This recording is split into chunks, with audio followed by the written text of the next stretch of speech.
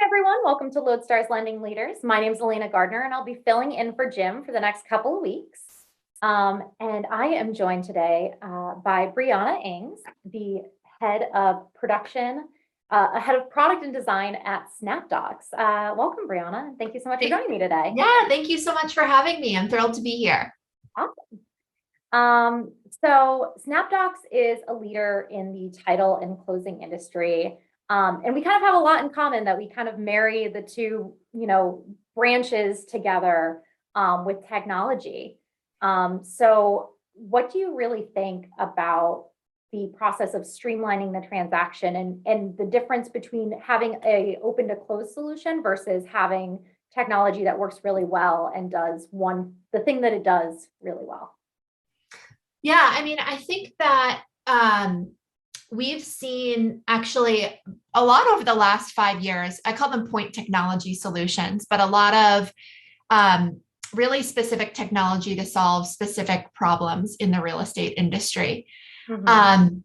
And so you see this in point of sale with loan application. You see this in technology coming out with automating the loan underwriting process.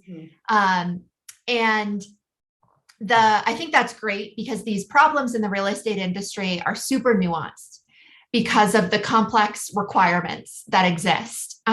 There's requirements that come from state and government legislation. There's requirements that come from other participants in the transaction. And I think that the key is stitching all of those solutions together and making sure that everything talks together really well. And I've seen at least we're very focused on closing in particular. And we've seen both titles and lender companies come a really long way in actually digitizing the closing process, even given sort of the acceptance and legislation challenges that exist. So we've seen that title companies are on over 50% of their mobile notary signings are actually scheduling a notary electronically in an automated fashion with looking at credentials and rating scores and automated payments. We've seen lenders start to roll out digital closings in collaboration with title companies, where 60% of the package is e-signed versus signed via pen and paper.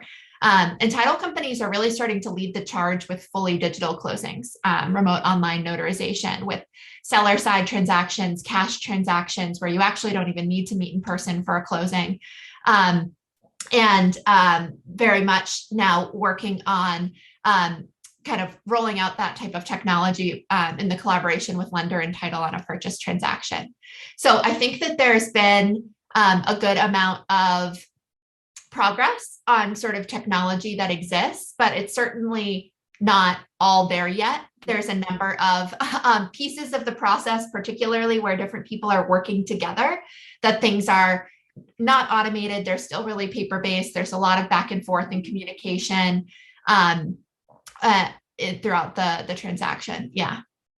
Yeah. And I think it's really important. I've only been in the industry for a year now, but I've seen a lot of even growth so far in the year that I've been in the industry. And, of course, we've talked to title agents that, I talked to a title agent and they're like, oh, well, we have no interest in your product because our owner doesn't believe in the internet, right? Those people still exist.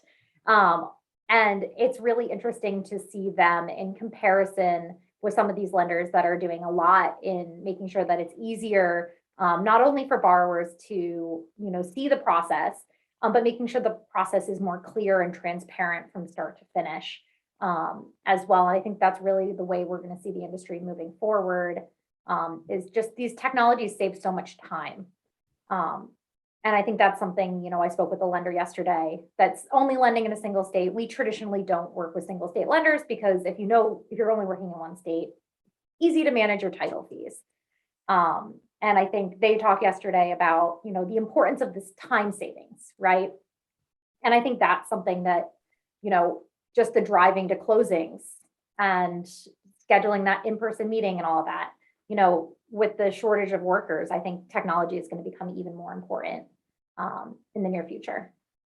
Yeah, and I mean, the resistance to change I get. I mean, if you think about many of these people, they're needing to process hundreds of transactions a month. Mhm. They've got a process that they've been doing for a long period of time. And so change, brings uncertainty. And especially if that change isn't done in such a way that it's going to fit in with their existing processes, it can be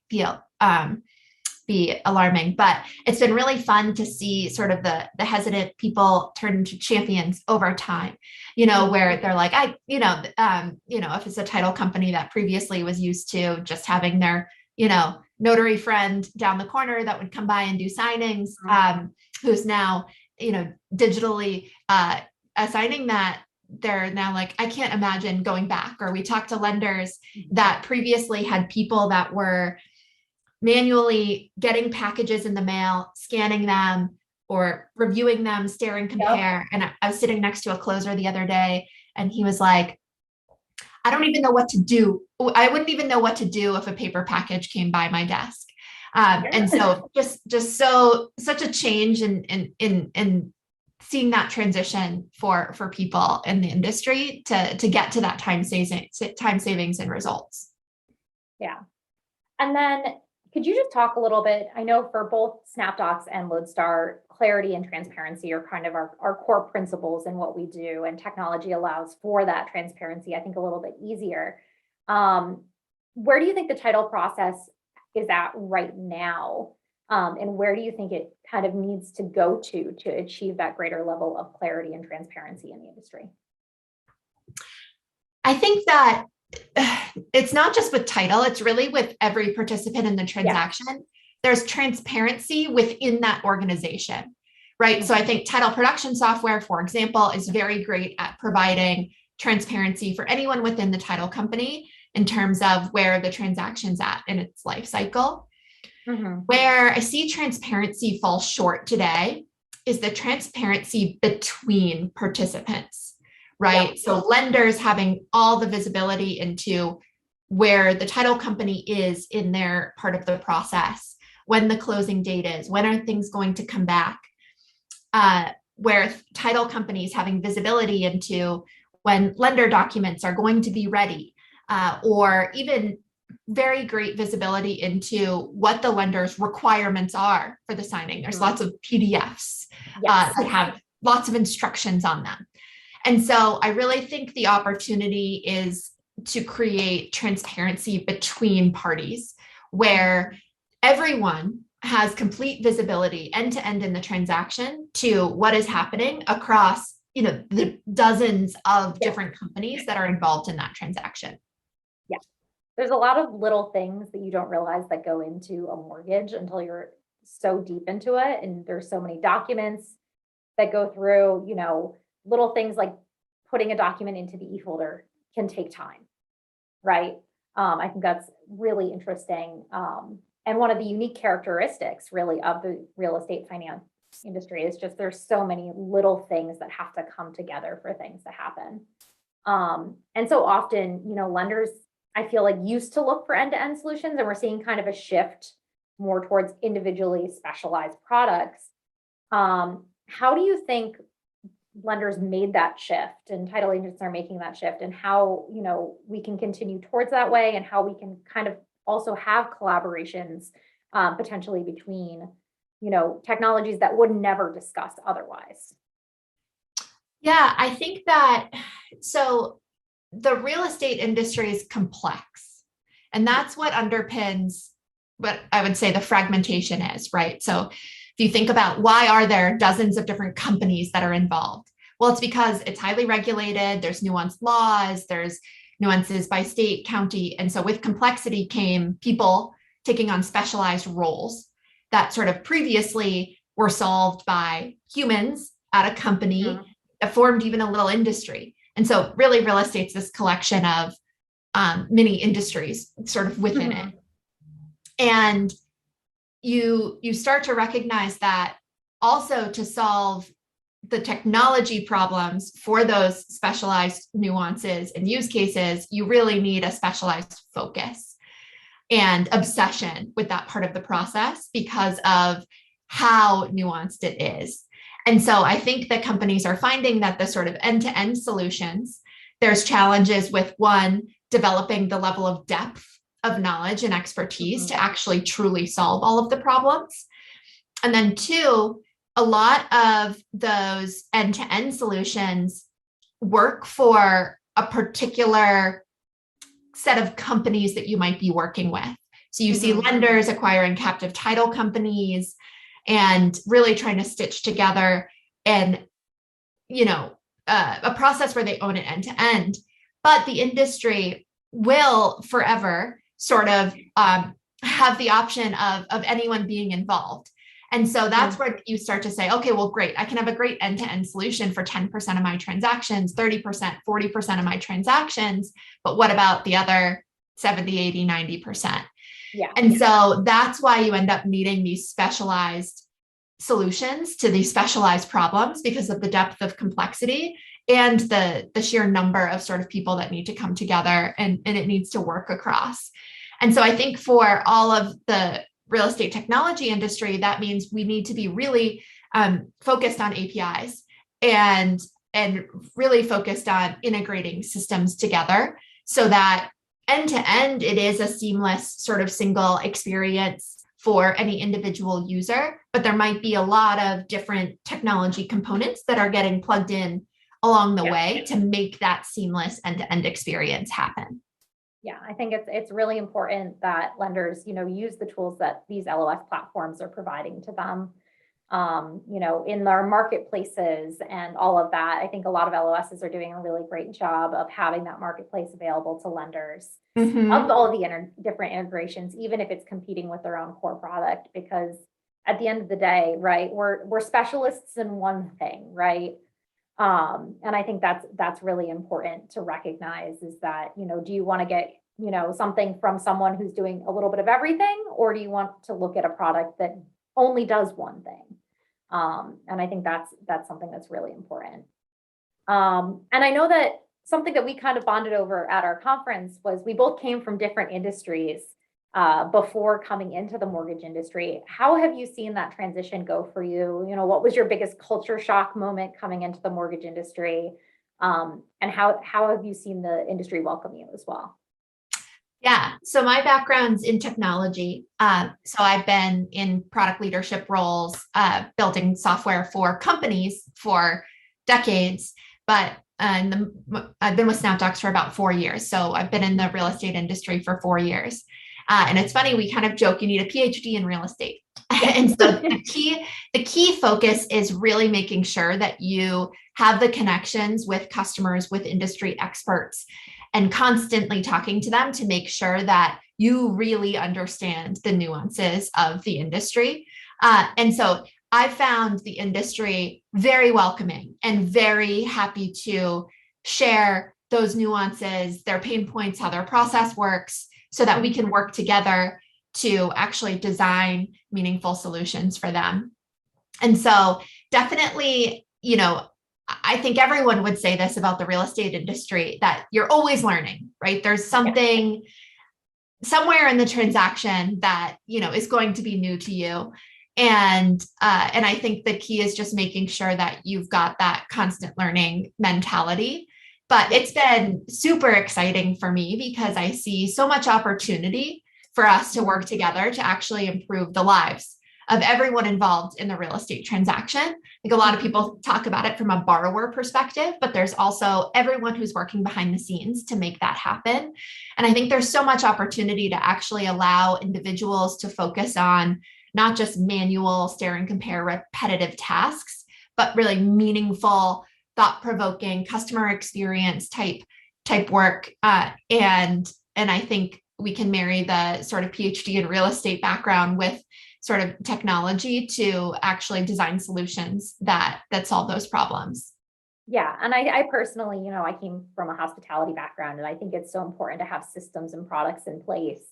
At the end of the day, right, you don't want your LO worrying about getting an LE out, working on closing documents or anything like that, when you could have a solution that does those things automatically. If a computer can do it, why not give your LO time to talk more to their clients and have, address any concerns they might have with the process, educate them more. And I think that's really important. At the end of the day, technology is just giving us a ability to have more human interaction. Yeah, And totally allowing agree. humans to do human things. Totally agree.